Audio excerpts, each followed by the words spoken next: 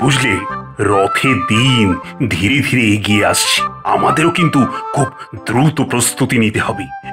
এই মুহূর্তে যদিও আমাদের রাজকোষের অবস্থা খুব একটা ভালো নয়, তবে আশা করি রথযাত্রা আমরা সুষ্ঠুভাবেই সম্পন্ন করতে পারবো। তবে তবে কি মহারাজ?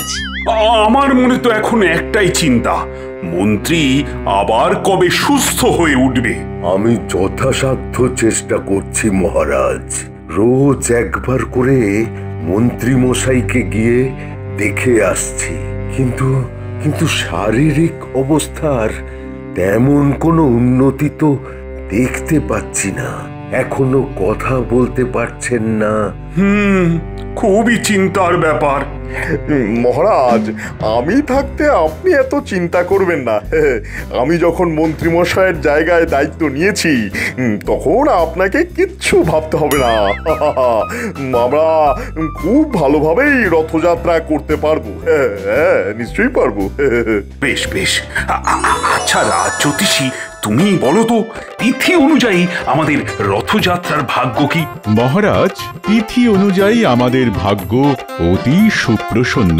কৃষ্ণনগরে খুব ভালোভাবেই রথযাত্রার অনুষ্ঠান করা যাবে।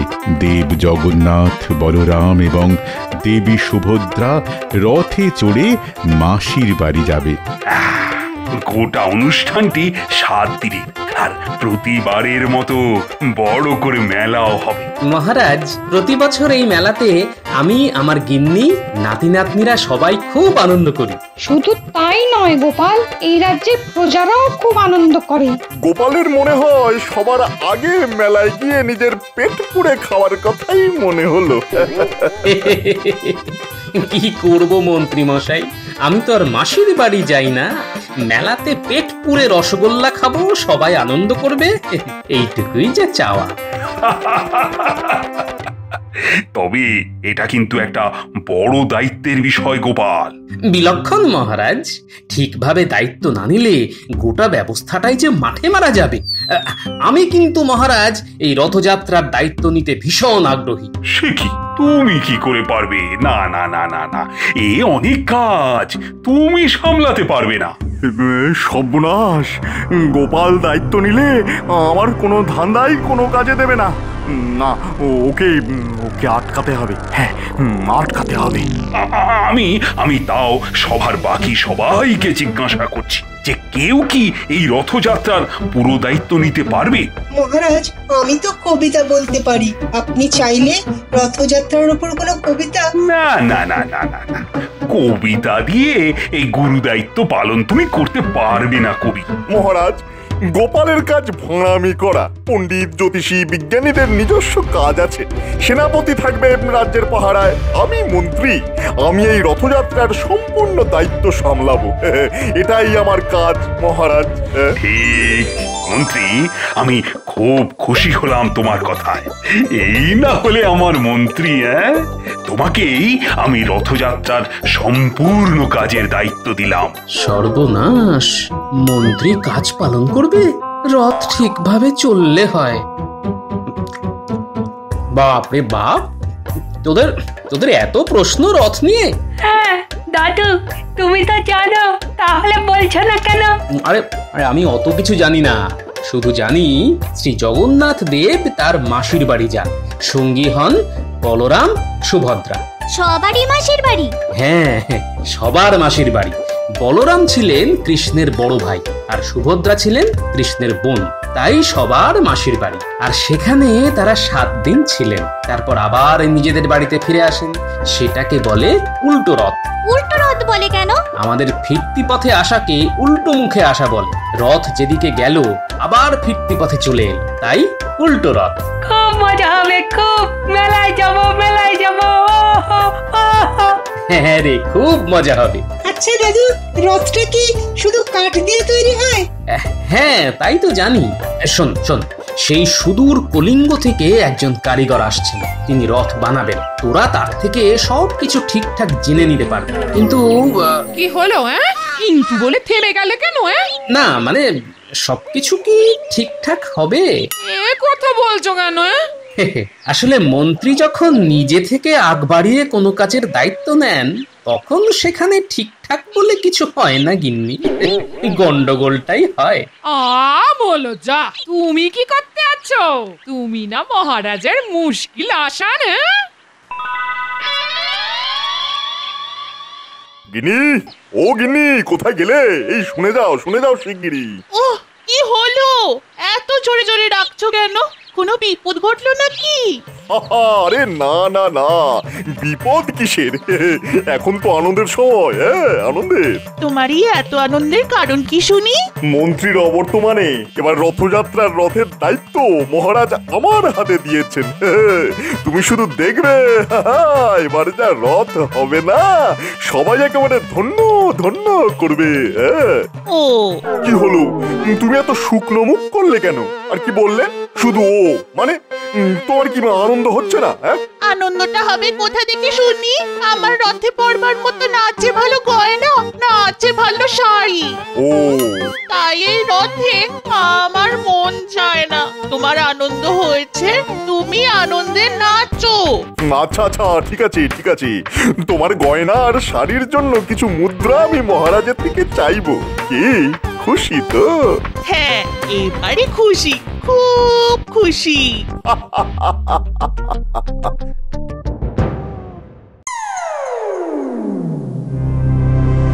মহারাজ, আপনার কাছে আমার কিছু আর্জি আছে। তা বলে ফেলো গোপাল। মানে ওই কথাটা এই রথযাত্রা বিষয়ে। এই শুরু হলো গোপালের চালাকি। গোপাল, মহারাজ যখন শুনতে চেয়েছেন তাহলে বলো, ভনিতা করবার কোনো দরকার দেখছি না। মহারাজ, আমাদের রাজ্যে অনেক গরিব চাষি আছে, গরিব মুদি আছে, আপনি তো সেসব জানেন মহারাজ। জানি তো। তাই ওই রথযাত্রা উপলক্ষে এদের জন্য কিছু অর্থের বন্দোবস্ত করতে পারলে খুব ভালো হতো। তারপর ধরুন, রথে ছোট ছোট বাচ্চাদের জামা কাপড় কেনার জন্য যদি কিছু অর্থ দেওয়া হতো তাহলেও খুব ভালো হতো, মানে ওরা খুব খুশি হয়, এই আর কি। আমি তো ভেবেই পাচ্ছি না গোপাল, তুমি কি করে এই কথা বলছো। মানে বিশেষ করে তুমি যেখানে একজন রাজকর্মচারী, তুমি কি আমাদের রাজকোষের অবস্থার কথা ভুলে গেছো? মন্ত্রী কিন্তু ঠিক কথা বলছে গোপাল। এখন এসব দেওয়া থোয়া বন্ধ রাখতে হবে, না হলে যে রাজকোষ সামালে দেওয়া যাবে না।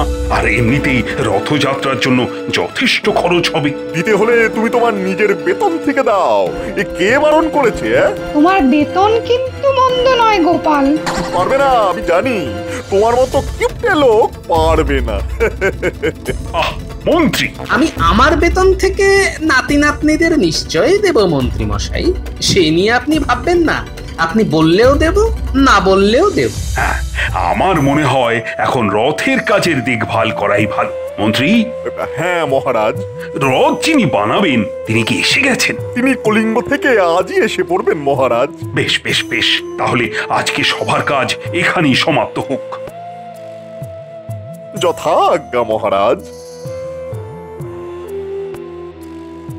যাই, মহারাজের কাছে গিয়ে কথাটা পারি।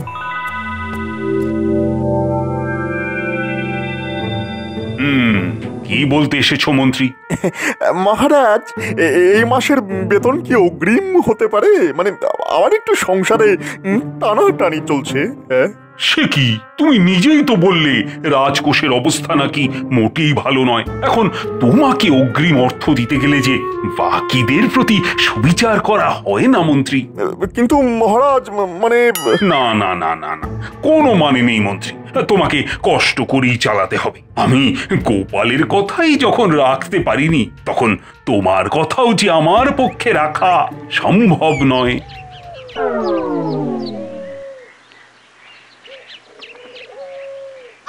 এই যে শোনো, তোমাকে অনেক খবর দেওয়ার আছে।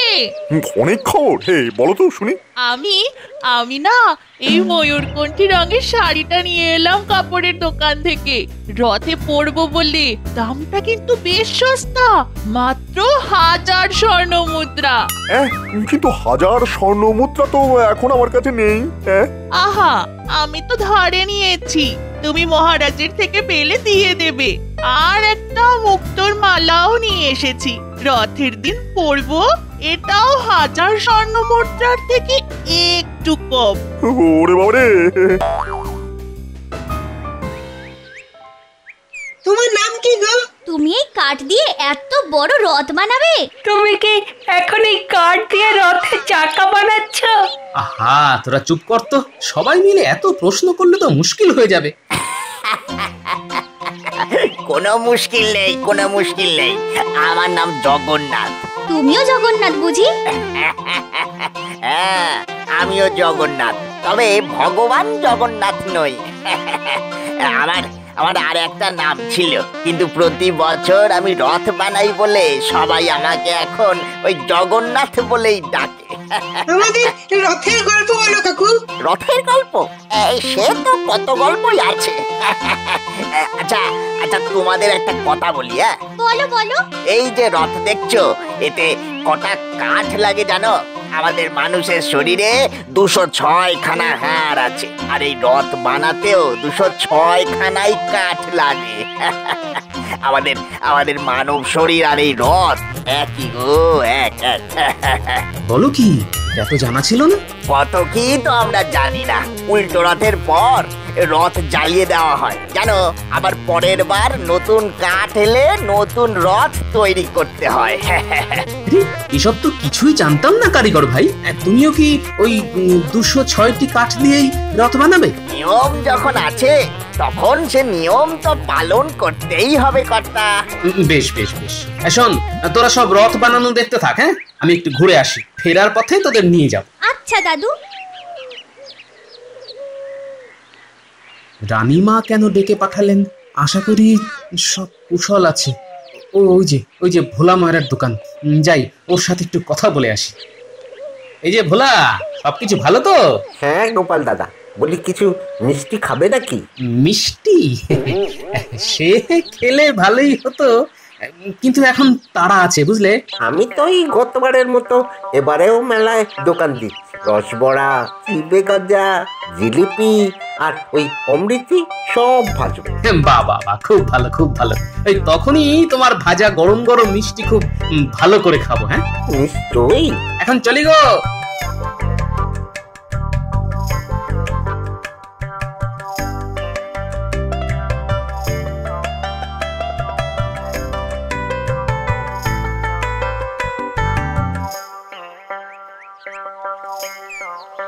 আরে মন্ত্রী মশাই, আসুন আসুন আসুন আসুন আসুন। কি, কেমন আছো ভোলা? আপনাদের আশীর্বাদে ভালোই আছি। খুব ভালো ভালো মিষ্টি রয়েছে দেখছি। খাবেন তো? দাও দেখি। আমাদের 3 জনকে 2টো করে রসগোল্লা, 2টো করে ছানার গজা। নিশ্চয়ই নিশ্চয়ই।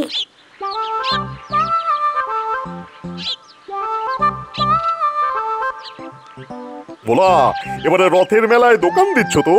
নিশ্চয়ই। আমার হাতে বানানো ওই গরম রসবড়া খাবার জন্য সবাই মুখিয়ে থাকে। নিশ্চয়ই নিশ্চয়ই, কিন্তু এবারে মেলায় বসার জন্য কিন্তু প্রতিদিন 100 মুদ্রা কর দিতে হবে, মনে রেখো।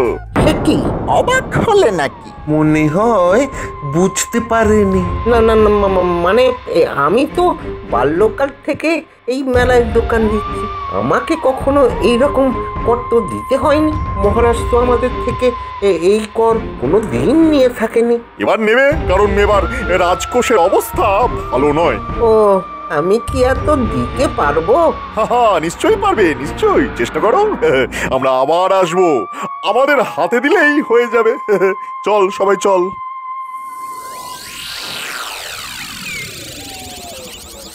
প্রণাম রানীমা, আপনার সাথে গোপাল ভাঁড় দেখা করতে এসেছেন। হ্যাঁ, পাঠিয়ে দাও। আমাকে ডেকেছেন রানীমা? হ্যাঁ গোপাল, আসলে তোমাকে কিছু অর্থ দেবার জন্যই আমি ডেকেছি। অর্থ? হ্যাঁ, নাও, এতে কিছু অর্থ আছে। এই অর্থ দিয়ে তুমি তোমার নাতি নাতনিদের জন্য কিছু জামা কাপড় কিনে দেবে, এতে ওরা খুব আনন্দ পাবে, আর আমিও খুব খুশি হব গোপাল। আপনার ভালোবাসায় আমি কৃতজ্ঞ রানীমা। কৃতজ্ঞতার থেকেও বড় হলো ভালোবাসা। তুমি যেমন আমাকে আর মহারাজকে খুব ভালোবাসো, তেমনি আমরাও তুমি এবং তোমার পরিবারকে ভালোবাসি গোপাল। তবে একটা কথা, আমি যে তোমাকে অর্থ দিলাম সেটা যেন কেউ জানতে না পারে গোপাল। নিশ্চয়ই রানীমা।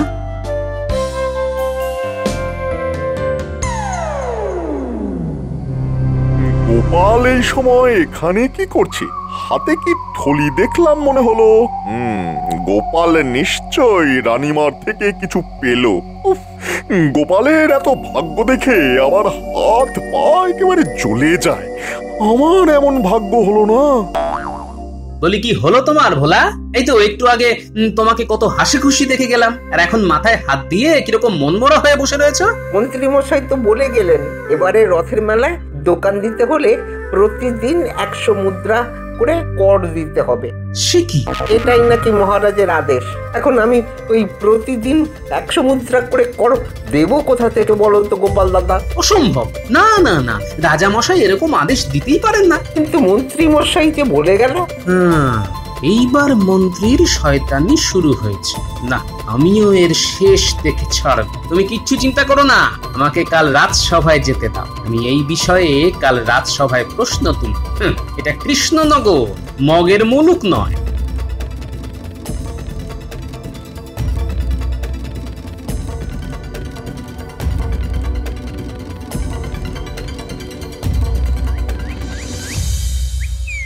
আমি ওই কাপড়ের দোকান থেকে এসেছিলাম একটা ময়ূরকণ্ঠী শাড়ির জন্যে। বুঝেছি, তুমি তো স্বর্ণকার। আগে আমি এসেছিলাম মুক্তোর হারের যে বাকি রয়েছে। কি ব্যাপার গিন্নি, এরা এখন কেন এসেছে? ও মা, আজ বাদে কাল রথ, এখন আসবে না তো কখন আসবে শুনি? ও হ্যাঁ, পরশুই তো রথ। তাহলে আর কি, সর্বনাশ হয়ে গেল। যেটুকু অবশিষ্ট ছিল সেটুকুও গেল। ওদিকে গোপাল তার নাতি নাতনিদের জামা কাপড় কিনে দিচ্ছে। উফ, কি ব্যাপার গো, বলে বিড়বিড় করছো কেন? বিয়ে না মানে হিসেব করছিলাম। এত হিসেবের কি আছে? তোমার কি আর মনে আছে? আমি তোমায় হিসেব বলে দিচ্ছি। আমার ময়ূরকণ্ঠী শাড়ির জন্য 1 সহস্র মুদ্রা। এই নাও। আগে আপনার অনেক কৃপা।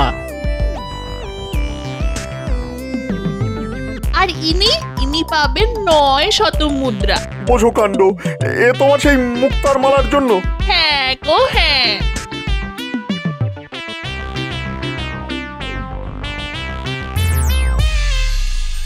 কি এবার খুশি? ভীষণ খুশি। আমি যে পথে বসে গেলাম, প্রায় হাত একেবারেই শূন্য। না না, বসে থাকলে চলবে না। এক্ষুনি আমাকে বটার ঘটার সাথে কর তুলতে যেতে হবে। হ্যাঁ,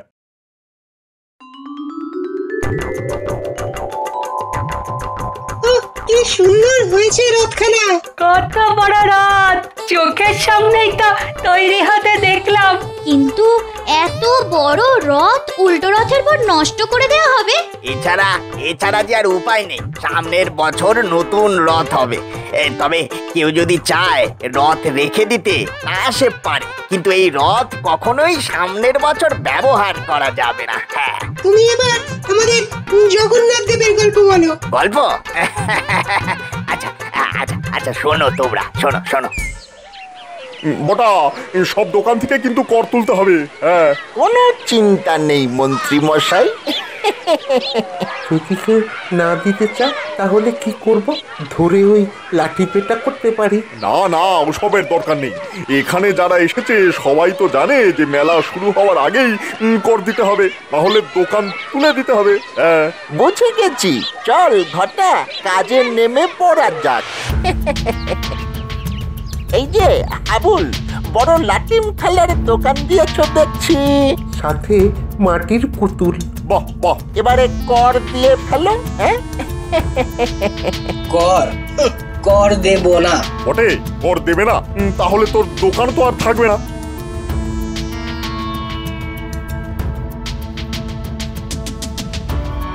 তোমার কি কথা শুনি? দামি কাপড়ের দোকান দিয়েছো এখানে, ঝটপট কর দাও। দেব না। কর দেব না। আমরা কর দেব না। হ্যাঁ, কর দেব না। হতভাগা দল, তোদের সব দোকান জ্বালিয়ে দিতে পারি জানিস। কর না দিলে তোদের কপালে শনি গুতা বেড়ে কেউ রক্ষা করতে পারবে না, কেউ না। আমাদের গোপাল দাদা আছে। আমাদের গোপাল আছে, সেই রক্ষা করবে। আমাদের রক্ষা করবে গোপাল দাদা। গোপাল সে কি করবে? সে তো একটা ভাঁড়।